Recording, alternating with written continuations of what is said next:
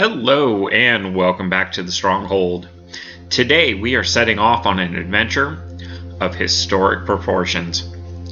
But before we do, did you know that the majority of YouTube viewers never subscribe to the channels, even the ones that they watch the most? So do yourself a favor and subscribe to the Planeswalker Stronghold for all the budget, new player experience, and free-to-play information. We don't want you to miss out on a thing.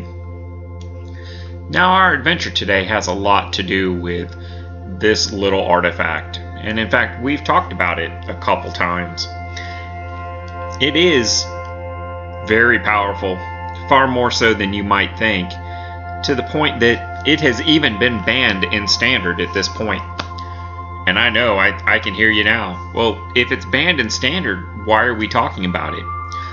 And the answer is, because it hasn't been banned in Historic, and I don't think it's powerful enough to get banned in Historic.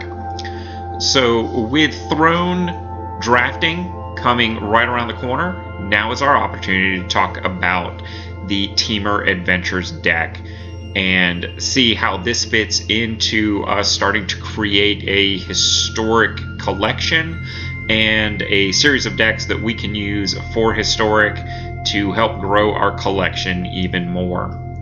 One of the key cards for that we received in our new player experience decks this year before Lucky Clover was banned, that being Edgewall Innkeeper. This little 1/1 gives us a ton of card advantage when you pair it with a deck built around the adventure concept, and that's exactly what we're bringing for you today.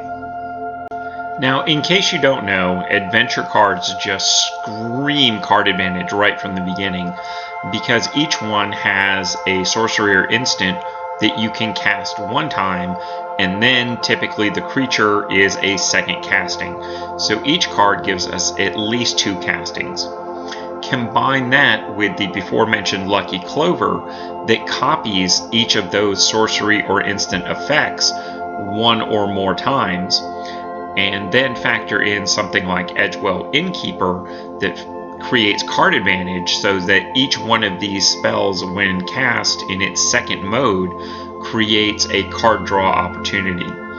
What you end up with is a ridiculous advantageous tsunami of tempo and advantage that will very quickly overwhelm your opponents. The downside of this is that a lot of the key cards are rare and mythic, making this probably the most expensive deck we will talk about this season.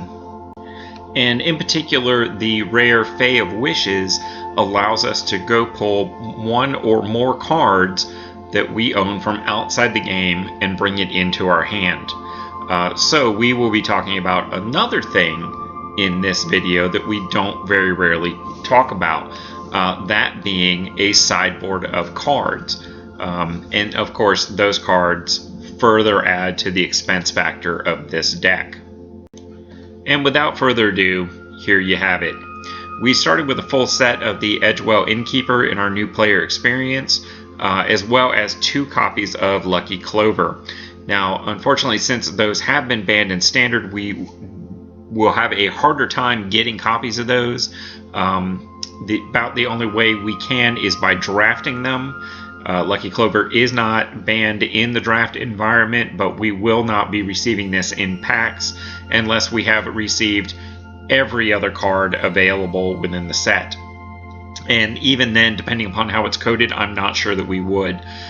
Some other things that you will see in here is our Shadowspear, as well as our Uro. Hopefully you were on board with the team early enough to pick up an essentially free copy of Uro.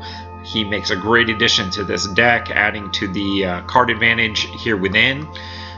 Furthermore, our Wish board brings around a lot of options to deal with individual decks head on.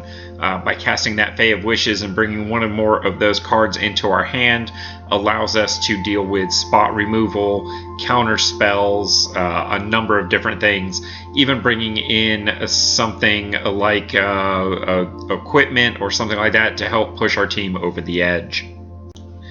Now, as I alluded to, the number of mythics and rares which are really wanted for this deck make this by far the most expensive deck we have talked about to date, and well, frankly, it's going to be hard to top.